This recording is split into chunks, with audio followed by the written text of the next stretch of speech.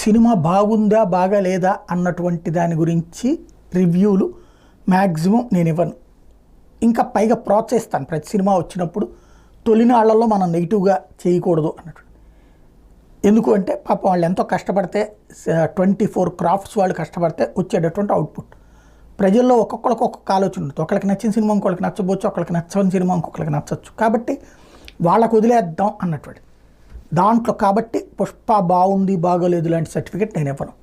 కానీ ఒక్కటి మాత్రం ఆవేదన కలిగించింది. ఈవెన్ పుష్ప 1 అప్పుడు కూడా ఫస్ట్ నేనే ప్రస్తావించి, ఒక స్మగ్లర్ని హీరోగా చూపెట్టడం లేదా హీరో స్మగ్లర్ కావడం.